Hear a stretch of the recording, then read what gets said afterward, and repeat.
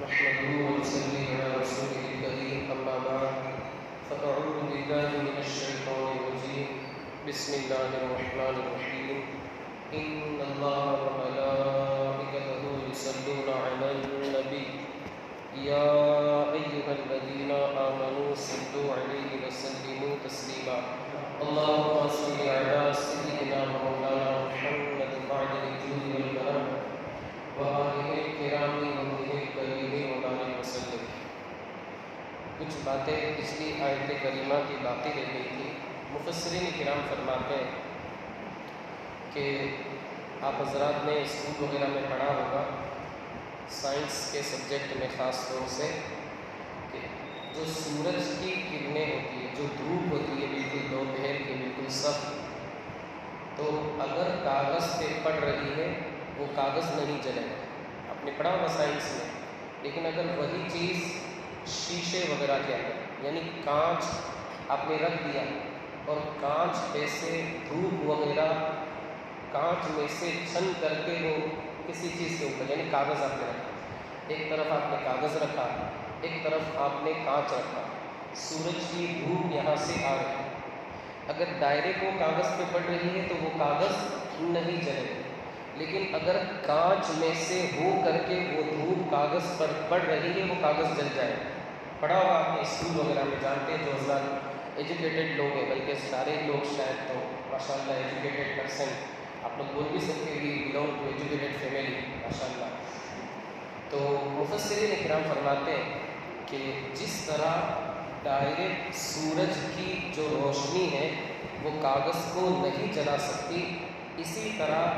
توحید کی کرنیں جو ہے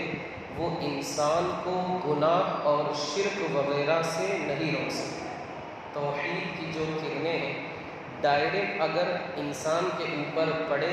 وہ انسان گناہ یعنی کفر اور شرک وغیرہ سے نہیں بچ سکتا۔ انسان کے اندر جو کفر ہے، شرک ہے، اس چیز کو توحید کی کرن ڈائریکٹ دور نہیں کر سکتی۔ ہاں اگر آپ نے نبوت کا کانچ رکھ دیا، مثال سمجھ، مفسرین کرام نے بہت گہری بات بتائی۔ علامہ سید نعیم الدین مراد آبادی نے تفسیر نعیمی کے اندر اسے لکھا ہے کہ اگر وہی چیز نبوت کے کانچ کے ذریعے اگر سورج کی روشنی کو اگر ہم رکھیں یعنی توحید کی کرن کو، تو ادھر جو کفر و شرک کا کاغذ ہے انشاءاللہ وہ توحید کی کرن کانچ یعنی نبوت کے سہارے سے اس جو کفر و شرک کا کاغذ ہے، گندگی وغیرہ ہے، اسے جلا دے۔ مثال آپ سمجھتے ہیں، یعنی مفسرین کرام یہ فرماتے ہیں کہ توحید اسے بندہ ڈائریکٹ قبول کرے، صرف توحید توحید توحید توحید توحید توحید کرتا رہے، توحید کا مطلب اللہ کو ایک ماننا، اور نبوت کا سرے سے انکار کر دے وہ بندہ گمراہ ہو جائے۔ لیکن اگر بندے نے شیشہ لے لیا اور نبوت کے شیشے کے ذریعے بندہ توحید کو قبول کر رہا ہے، ادھر جو کفر و شرک کی گندگی ہے کاغذ کی شکل جسے آپ کہہ سکتے ہیں، وہ ساری چیزیں توحید کی کرنیں جلا کر کے راکھ کر دیں۔ مثال آپ حضرات سمجھ رہے ہیں۔ پھر آگے مفسرین کرام فرماتے ہیں کہ یہ جو شیشہ ہے یہ انسان کو گناہوں سے بچا لے گا، یعنی کفر و شرک سے تو بچا لے گا۔ یہ جو شیشہ ہے، شیشہ یعنی کانچ، یہ انسان کو کفر و شرک سے، نبوت کا جو کانچ ہے وہ تو بچا لے گا اور کفر و شرک کو بالکل جلا کر کے راکھ کر دے گا۔ لیکن انسان اگر گناہوں سے بچنا چاہے تو اسے ایک اور کانچ آگے لینا پڑے گا۔ وہ کانچ کس کا ہوگا؟ ولایت کا کانچ ہوگا، یعنی کسی اللہ والے کا دامن اسے تھامنا ہوگا۔ اگر اس نے اللہ والے کا دامن نہیں تھاما تو پھر وہ بندہ گناہوں سے نہیں بچ سکتا۔ دل میں جو کچھ اس کے خواہشیں، گناہ کے سامان وغیرہ ہیں، ان سے وہ بندہ نہیں بچ سکتا۔ پھر اس بندے کو ایک اور کانچ لینا پڑے گا گناہوں کے کاغذ کو، گناہوں کی خواہشات کو جلانے کے لیے ولی اللہ کا دامن تھامنا ہوگا۔ قرآن کہتا ہے یا ایھا الذین آمنوا اتقوا اللہ، اے میرے ایمان والے بندو اللہ سے ڈرو، وکونوا مع الصادقین، اور سچوں کے ساتھ ہو جاؤ۔ آپ غور فرمائیں اللہ نے کیا فرمایا؟ اے ایمان والو بندو اللہ سے ڈرو اور سچوں کے ساتھ ہو جائے۔ یعنی فرمانے کا مقصد یہ ہے کہ اگر اللہ سے تم ڈرنا چاہتے ہو سچوں کے ساتھ ہونا پڑے گا۔ بغیر سچوں کے ساتھ ہوئے، بغیر اولیاء کرام کا، اللہ والوں کا دامن تھامے ہوئے بندہ یہ چاہے کہ میں اللہ کا ڈر اپنے دل میں پیدا کر لوں اور اولیاء کی معاذ اللہ وہ گستاخی کرتا رہتا ہے، تو پھر سمجھ لیں کہ اس کا معاملہ جو ہے وہ بگڑ گیا ہے۔ بغیر اللہ والوں کا دامن تھامے ہوئے، بغیر نبی کو مانے ہوئے وہ بندہ اللہ سے کما حقہ نہیں ڈر سکتا۔ آگے آیت کریمہ ہے صم بکم عمی فہم لا یرجعون۔ صم کا مطلب ہوتا ہے بہرے، بکم کا مطلب ہوتا ہے گونگے، اور عمی کا مطلب ہوتا ہے اندھے۔ اللہ رب العزت نے منافقین کے تعلق سے فرمایا جو عہد رسالت میں تھے، عبداللہ بن ابی، ان سارے منافقوں کا سردار، کہ یہ جو منافق ہیں ان کا حال یہ ہے کہ یہ لوگ گونگے ہو چکے، یعنی بات تو کرتے تھے لیکن حق بات کہنے سے گونگے تھے، بہرے ہو چکے یعنی حق بات سننے سے بہرے، یہ لوگ اندھے ہو چکے ہیں یعنی حق بات کو دیکھنے سے اندھے، یا پھر دل کا اندھا ہونا مراد کہ حق بات کو یہ لوگ قبول ہی نہیں کرتے۔ لیکن اگر انسان آنکھ کا صحیح استعمال کرے، حق بات کو دیکھ رہا ہے، پہچان رہا ہے، دل سے اقرار کر رہا ہے اور کان سے بھی وہ سن رہا ہے حق بات کو، اس پر عمل بھی کر رہا ہے، منہ سے حق بات بول رہا ہے، تو ایسے انسان کے تعلق سے مرتے وقت کہا جاتا ہے فرشتے جو رحمت والے ہوتے ہیں، رحمت الہی کے جو فرشتے رحمت پر مقرر ہوتے ہیں وہ اس کا استقبال کرتے ہیں، اس سے کہا جاتا ہے مرتے وقت یا ایتھا النفس المطمئنہ ارجعی الی ربک راضیۃ مرضیہ فادخلی فی عبادی وادخلی جنتی، کہ اے اطمینان والی جان، اس حال میں تیری روح قبض کی جا رہی ہے کہ تو اللہ سے راضی ہے، تیرا رب تجھ سے راضی ہے، تو میرے نیک بندوں میں داخل ہو جا اور جنت کے اندر بھی تو داخل ہو جا۔ انسان اگر حق بات کو سنتا ہے، اس پر عمل کرتا ہے اور جو اللہ و رسول کے فرامین ہیں ان کو کما حق ہو یا جتنا اس سے ہو سکتا ہے وہ ادا کرنے کی کوشش کرتا ہے،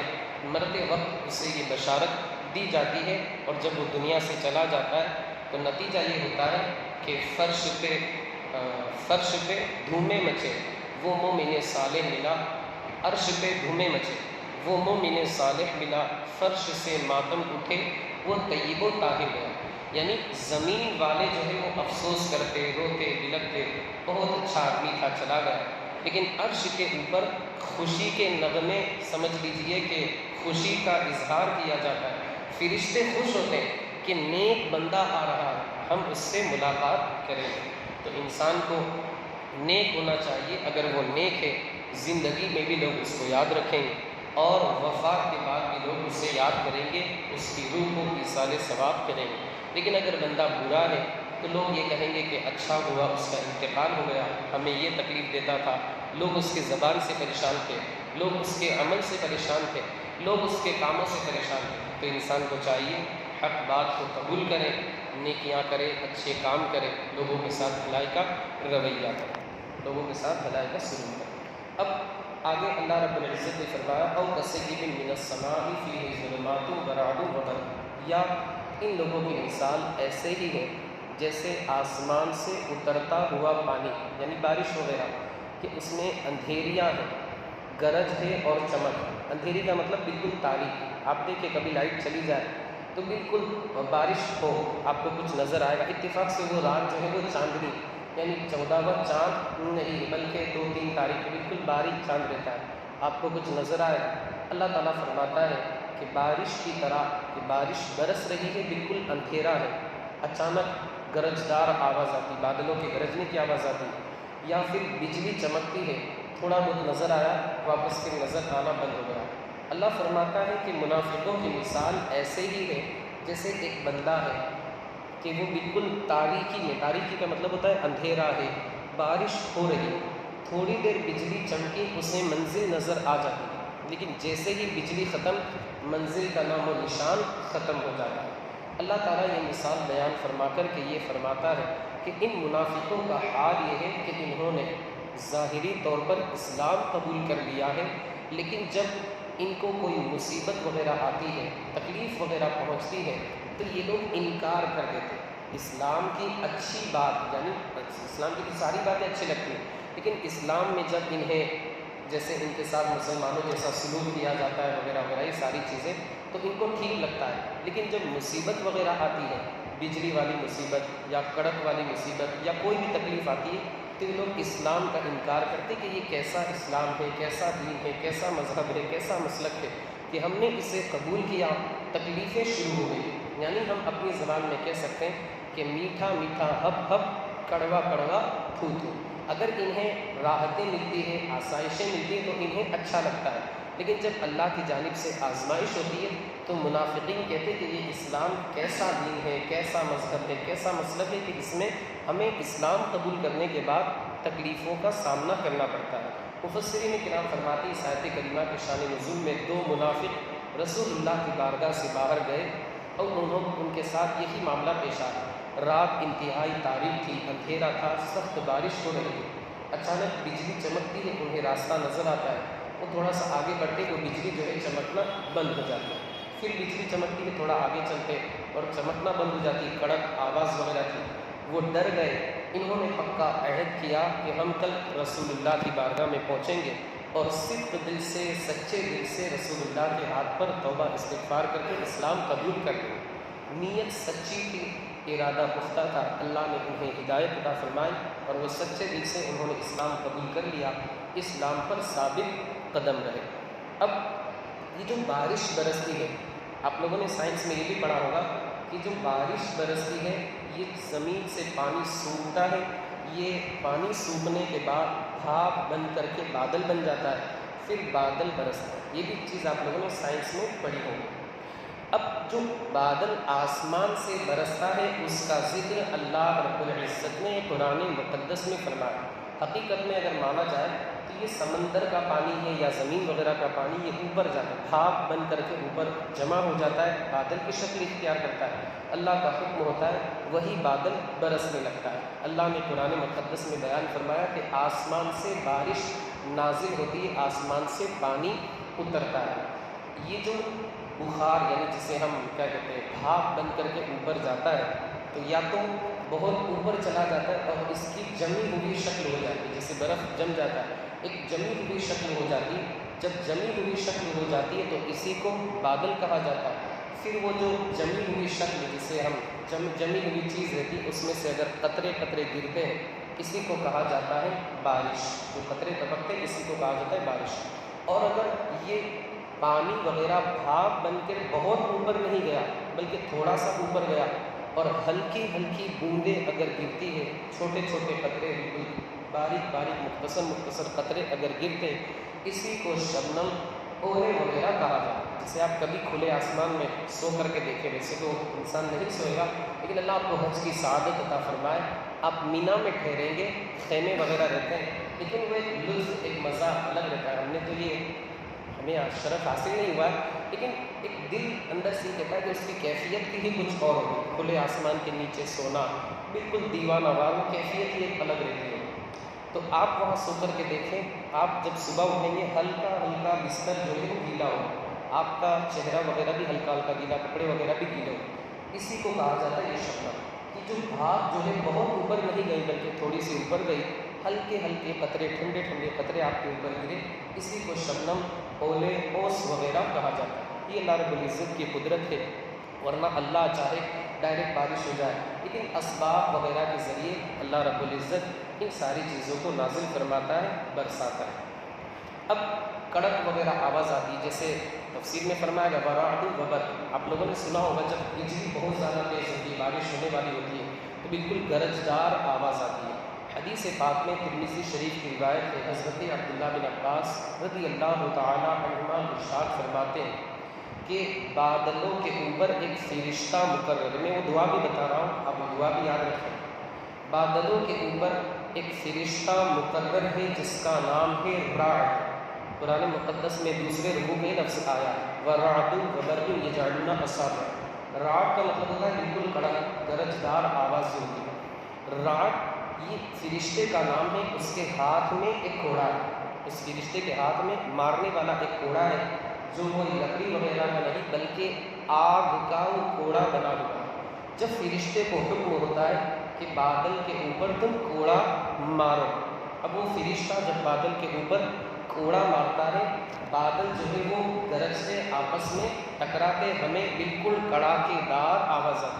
آتی ہے، اور کبھی کبھی کڑاکے دار آواز کے ساتھ بجلی بھی ہوتی ہے۔ حضرت عبداللہ بن عباس کو ایک اعلان بھی کیا جاتا ہے کہ بھائی موبائل وغیرہ الیکٹرانک چیزیں وہ ساری کی ساری بند کر دی جائے اور باہر بندہ نہ نکلے۔ ورنہ بہت سے حادثات ہوئے کہ درخت وغیرہ کے نیچے بندہ بیٹھا ہے، موبائل چلا رہا ہے یا ایسے بیٹھا ہے، تو اکثر بجلی جو ہے وہ درخت کے اوپر گرتی ہے، درخت کو جلا کر کے راکھ کر دیتی ہے، اور جو بندہ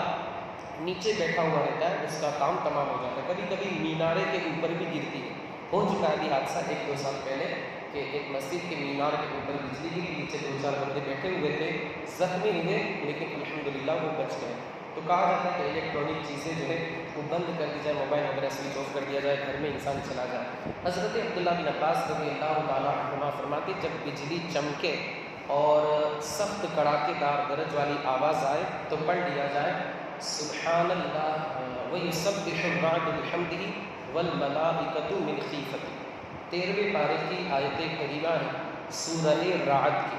لگ بھگ 8واں یا 7واں رکوع، 8واں اور 7واں جو رکوع ہے اس کے درمیان یہ آیت کریمہ ہے، سجدے کے آس پاس وَيُسَبِّحُ الرَّعْدُ بِحَمْدِهِ وَالْمَلَائِكَةُ مِنْ خِیفَتِهِ۔ حضرت عبداللہ بن عباس رضی اللہ تعالیٰ عنہما یہاں تک فرماتے ہیں کہ جو بندہ اس دعا کو پڑھ لے گا انشاءاللہ بجلی گرنے سے محفوظ رہے گا۔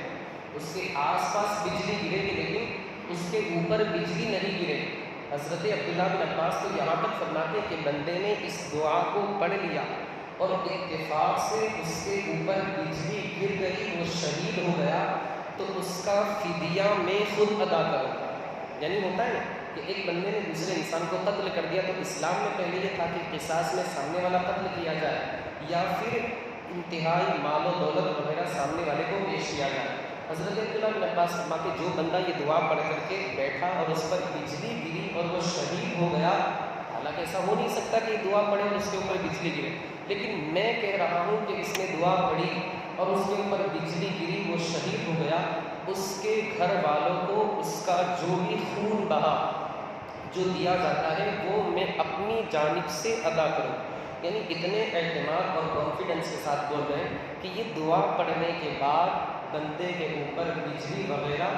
گر ہی نہیں سکتی، یہ اللہ کا نظام۔ حضرت عبداللہ بن عباس یہ بھی فرماتے کہ آسمان کے اوپر ایک دریا ہے، آسمان کے اوپر ایک سمندر یا آسمان کے نیچے بادلوں کا ایک سمندر ہے، اور یہ جو سمندر ہے بالکل چھلنی کی طرح ہے، جیسے آپ نے دیکھا ہوگا گھر میں آٹا چالنے کے لیے کوئی چلنی جس کو بولتے ہیں وہ آتی ہے، تو آسمان میں بھی ایسے چھوٹے چھوٹے سوراخ ہیں، جب اللہ کا حکم ہوتا ہے بارش وغیرہ برسنے لگتی ہے۔ اللہ تعالیٰ کا نظام ہے، بندوں کے حق میں یہی بہتر تھا کہ اس طریقے سے انہیں بارش وغیرہ دی جائے، ورنہ آپ سوچیں اگر بہت زیادہ بارش ہوتی، یعنی قطرے کی شکل میں نہ ہوتی بلکہ جس طرح پانی نل کے اندر آتا ہے اس طرح اگر بارش ہوتی، کیا انسان کی طاقت ہے اسے برداشت کر سکتا؟ نہیں کر سکتا۔ یہ اللہ کے ہر کام میں حکمت ہے، مصلحت ہے، بندے کی سمجھ میں آئے نہ آئے ہمیں اس پر ایمان لانا ہے، اللہ کا شکر ہمیں ادا کرنا ہے۔ مولا عز و جل ہمیں آپ کو اور ساری دنیا کے خوش عقیدہ مسلمانوں کو رب قدیر جل جلالہ کی جو حکمتیں ہیں، مصلحتیں ہیں، انہیں سمجھنے کی اور ان پر ہمارا ایمان رکھنے کی توفیق رفیق عطا فرمائے۔ مولا جو کچھ بھی بیان ہوا اس کے بیان کرنے میں مجھ سے جو بھی غلطی لفظ خطا فہمی ہوئی ہے اپنے حبیب کے صدقے میں سے معاف فرما، اس کی برکتوں سے ہمیں مالا مال فرما۔ مولا ہمارے بھائیوں نے درس میں شرکت کی ہے، جزائے خیر عطا فرما، ان کی مشکلات کو آسان فرما، ان کی تمام جائز مرادوں کو پورا فرما۔ مولا ہمارے تمام بھائیوں کو اگلے سال اپنے پورے گھر والوں کے ساتھ حج بیت اللہ کی سعادتوں سے مالا مال فرما۔ اللہم ربنا آتنا فی الدنیا حسنہ وفی الآخرۃ حسنۃ وقنا عذاب النار، وصلی اللہ تعالی علی خیر خلقہ ونبی عاشق سیدنا مولانا محمد وعلی آلہ واصحابہ اجمعین برحمتک یا ارحم